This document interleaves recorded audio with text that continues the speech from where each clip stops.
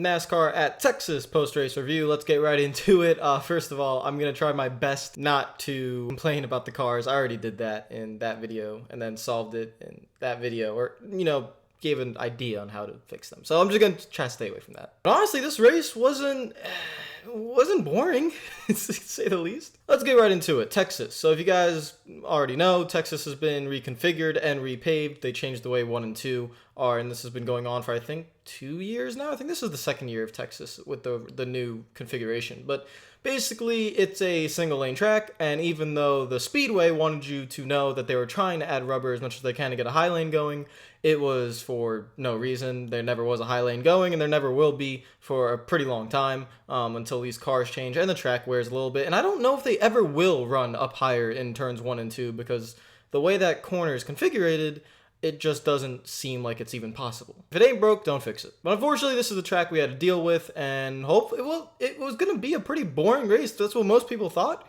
And it definitely, like I said, it wasn't boring. I wouldn't say it was good racing, but it definitely wasn't boring. So we start off the race with Kurt Busch on the pole, and then immediately he falls back a couple positions because he just slides up the track and loses some grip. And then pretty much on lap 2, I think it was, Alex Bowman would go for a spin, and it's just the air really messing with him. That would really hurt the rest of his race. He'd go multiple laps down, and he was basically done. And then stage 1 was really complicated. Kevin Harvick would come up towards the front, and he was incredibly fast. I think he had like an 11-second lead at one point in stage 1. So he was incredibly fast, but there was a lot of mistakes going on. Denny Hamlin had another speeding penalty. Ryan Blaney had an uncontrolled tire. Jimmy Johnson had a loose wheel, and there was a lot of other stuff going on as well. Those are just the things I could think of right now, but there was a lot of loose wheels, loose tires, uncontrolled tires, speeding penalties, all that stuff. And then Martin Truex Jr. would blow a right front tire and hit the wall really, really hard. And it was the first time we saw a blown right front tire in the race.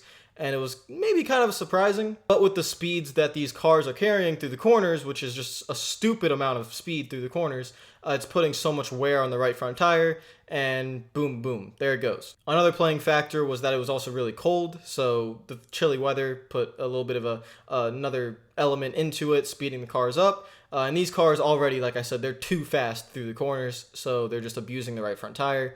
Poor Goodyear, I kind of feel bad for Goodyear. It's not their fault. The teams are very aggressive with camber. They're very aggressive with the right front tires. The track is very aggressive on the right front tire. And the car itself doesn't let air out of the right front tire. Once the air builds up in these tires, it can't go anywhere. It just heats up and just continues to build. So it's just a perfect storm of all this mess, and right front tires blow, and that's what happens. Stage 1 was eventually won by Kevin Harvick, and then we enter stage 2, and another right front tire blown. This time it was a hard hit for Kyle Larson. Again, same exact deal, a little bit into a run. The tire just wears. It doesn't even wear, it just builds up too much heat. The way the teams are setting up these cars, the way the car's going through the corners, like I just said, with Truex, it's all the same thing.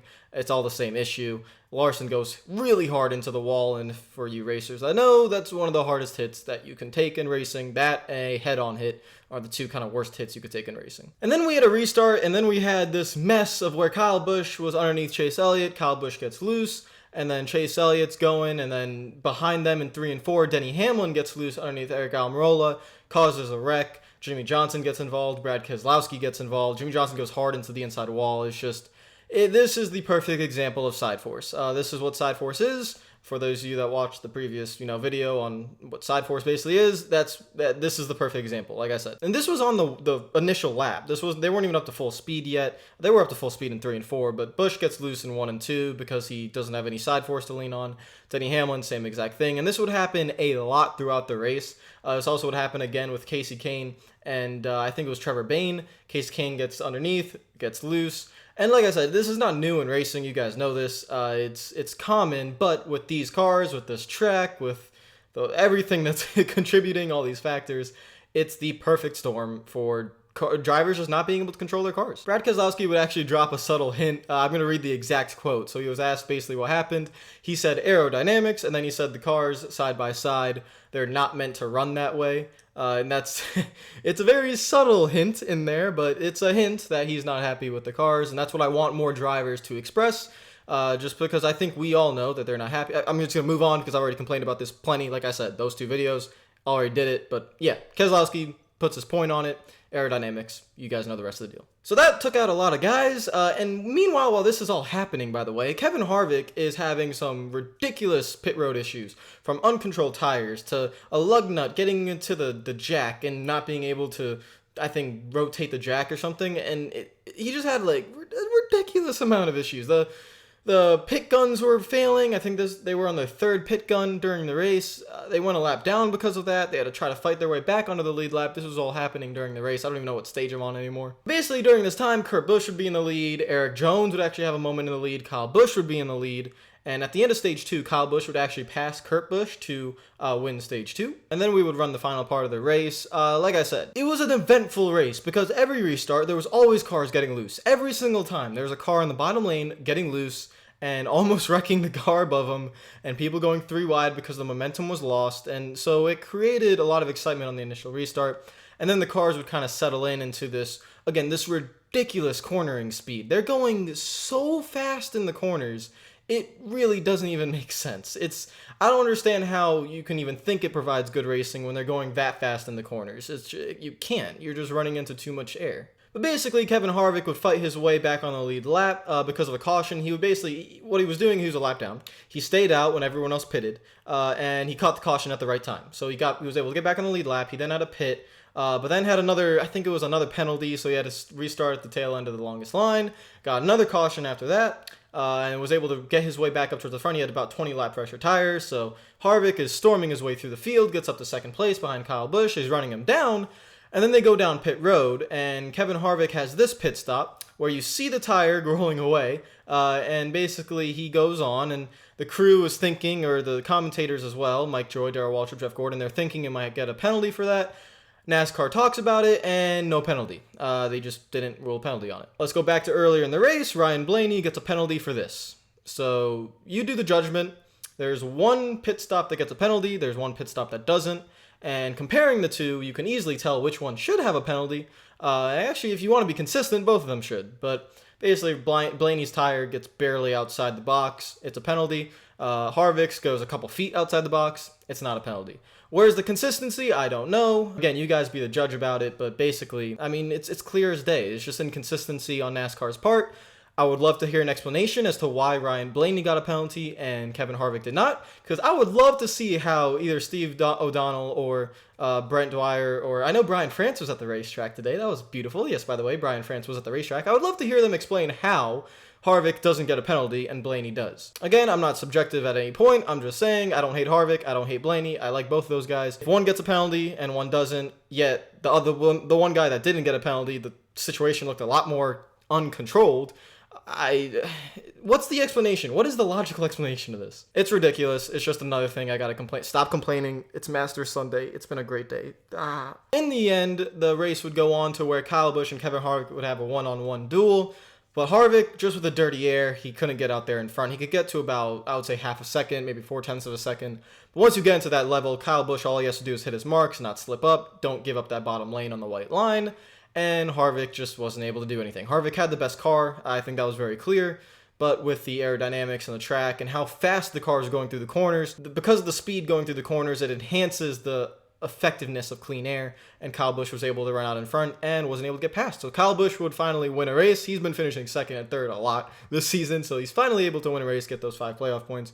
And congratulations to him. Your race results, Kyle Busch would win the race, Kevin Harvick in second, Jamie McMurray with a really, really good run, Eric Jones with a really, really good run, Ryan Blaney with a really, really good comeback because he had damage on the front end, again, had those penalties and stuff, was able to get back up to the front. Joey Logano didn't talk about him really at all. I didn't really see him most of the race. He was just chilling around the top 10, been what he's doing most of the season.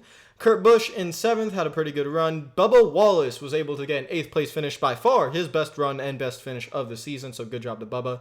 Clint Bowyer in 9th, and another driver with an incredible run for himself is William Byron in 10th, best finish of his career. And like I said, really good finish. Not going to judge anything he does this season, Just a really good finish. Chase Elliott in 11th. He just had another normal kind of race that he's been having most of the season. Trevor Bayne with a good run. He recovered from that spin in 12th. Ty Dillon in 13th. Michael McDowell in 14th. And Chris Buescher in 15th. Moving down through the order, De Benedetto in 16th. I don't know how he got there. Again, really, really good run. Casey Kane in 17th. Ross Chastain in 18th. Cole Witt in 19th. Greg Galding in 20th. I think Greg Galding was multiple laps down. Basically, what this shows is, let's see, I think it was from Stenhouse on, 25th on, everyone had damage. Ryan Newman blew a right front tire. Alex Bowman, he did that wreck. Daniel Suarez, I actually don't know what happened to Daniel Suarez. I think he was involved in the wreck, the big wreck. I think it was Bowman. I think he got the wreck in. I'm not exactly sure about that.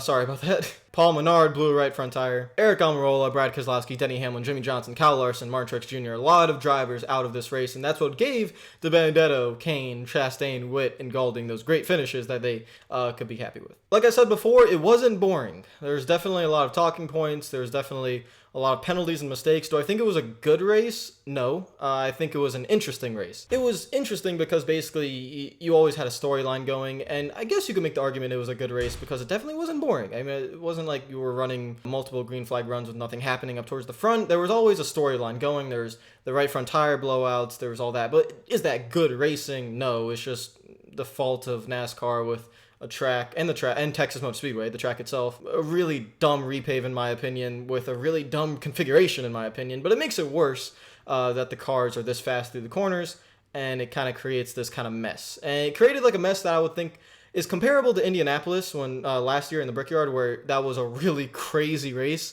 and it was very entertaining with a lot of wrecks. It was kind of the same kind of style. So if I give it a grade, I'd give it maybe like a C+ to a B-, because it definitely wasn't boring. It was definitely interesting, definitely have story points to talk about, which is nice for the sport.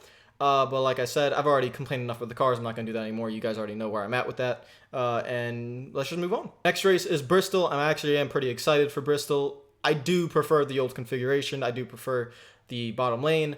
I think they're going to try to get the bottom lane to be dominant again, because that's what Bristol has been doing lately. They've been adding that grip thingy on the bottom of the track where they're actually trying to make the bottom better than the top. So I think they're trying to manipulate it to where they could go back to the old Bristol. Do I think they'll do it again? I think they will. And we'll see if we have a good race. But even with these cars now, at that track with no ride height rule, aerodynamics will play a part at Bristol too, because it is a fast half-mile track. So it should be interesting. Comment down below what you thought of the race. Thank you guys for subscribing to the channel, liking all the videos. Support's been great lately. And yeah, I'll see you guys later. Hope you're having a fantastic day. And I'm going to continue watching the Masters. So, peace.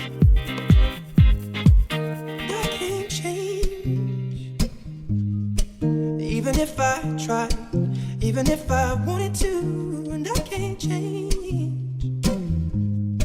Even if I tried, my love, she keeps me warm.